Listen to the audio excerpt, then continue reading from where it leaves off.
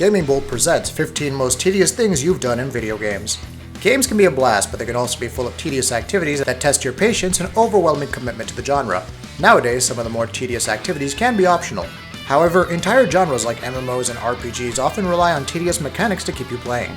Keep in mind that the games on this list aren't terrible. Heck, a lot of them are pretty great.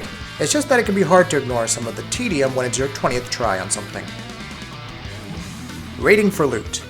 Raiding can be fun, except when it's your one-way ticket to getting the best loot in an MMO, and the best rewards can be obtained once a week. It's not even about farming bosses for that one drop, as you'll want the best stat roll as well.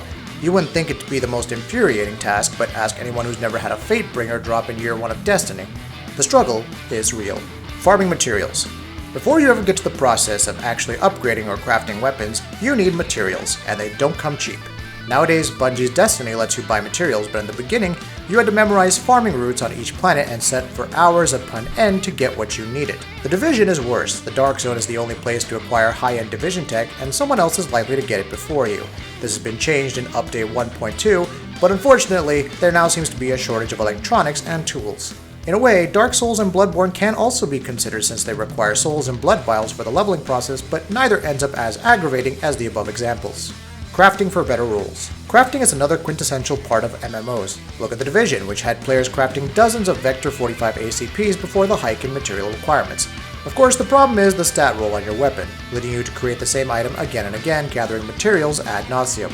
Heck, even Pokemon breeding falls into this trap as you try to continuously breed 2 Pokemon in the hopes of receiving one with the best arrangement of stats and abilities. Farming the same boss. Farming sure is annoying, right? Especially when some bosses in games tend to drop specific items and weapons. Borderlands is a good example. Some weapons like the Conference Call can only be obtained from specific enemies. It can often be more tedious than raiding. At least finishing a raid gives you something. You can kill the same boss dozens of times and receive nothing for your efforts. Individually managing units and build orders. Strategy games aren't easy to master, and it would be difficult to efficiently perform some of the most mundane tasks without an intuitive interface. One of the more mundane tasks, especially in a 4X title like Stellaris, involves managing your units and their build orders. Unfortunately, with how the game organizes things into sections, it can become incredibly tedious to click through multiple screens to get what you want. QuickTime events.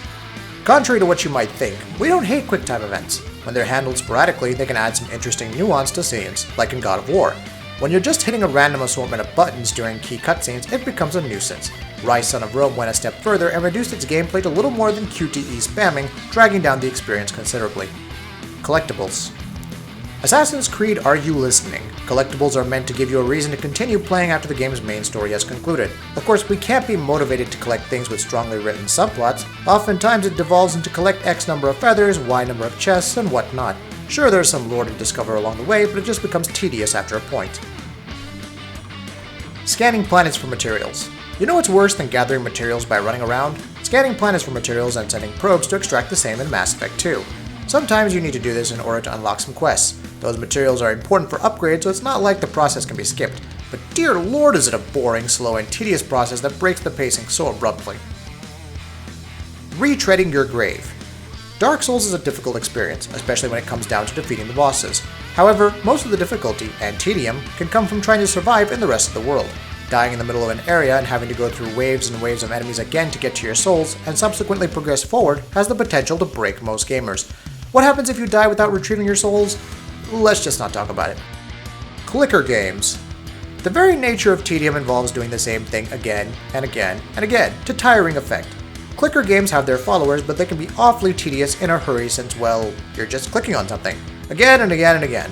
There are numbers and they end up going up, but the clicking just never ends.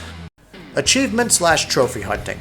Some games toss achievements and trophies at you for simple actions. Others want to challenge you for those little accolades. And some games just want to see your world burn, like Gears of War and the Seriously achievement, which requires you to kill 10,000 players in ranked matches. Or Limbo, which challenges you to beat the game without dying for, get this, 10 gamer score. Leveling up alts. There's something about MMOs and tedium that just makes them such good bedfellows. As mentioned earlier, some of the best rewards in these games are weekly. If you didn't get something you liked, then try again next week. Or level up an alternate character and just try again, which sounds like a good idea until you have to play the entire game and level up the character throughout it all. Add 4 alternate characters to the mix, and you have a recipe for pain. Unlocking premium items in GTA Online. Grand Theft Auto Online is a fun experience with friends, and when you're just cruising around not caring about money and doing your thing, it can be a blast. However, when you actually sit down and try to grind out those GTA dollars, you're faced with the high prices attached to cars, yachts, and whatnot. Of course, completing certain missions grants you more cash, and if you take longer on some missions, it tends to help, but man does it get tedious. Don't even get us started on trying to grind out heists. Going into raids blind. There are two groups of people who play a raid blind, those who want to see what the fuss is and just enjoy it up till a point, and those who will beat it come hell or high water. Failure is pretty much a given since time is spent figuring out strategies, wiping continuously, getting the strategy just right, wiping some more, and finally executing it. Many raid runs, especially for games like World of Warcraft and Guild Wars 2, can take hours upon hours to complete just one wing. Sure, you're relieved when it's done, but it takes something from you. Multiplayer prestige goals. Prestiging is an interesting concept in FPS titles since it effectively allows you to challenge yourself and show off your status in the process. Gaining prestige levels and unlocking cool skins in Call of Duty is a task best left to masochists though, especially with all the headshot requirements, double kill requirements, kill streak requirements, and whatnot. Have fun trying to land one shot, one kill with the P06 in Black Ops 3. We hope you've enjoyed this video, so please consider subscribing to our channel. We do original content, reviews, graphics comparison, and much more, and try to upload a video every day. Thank you very much for checking us out.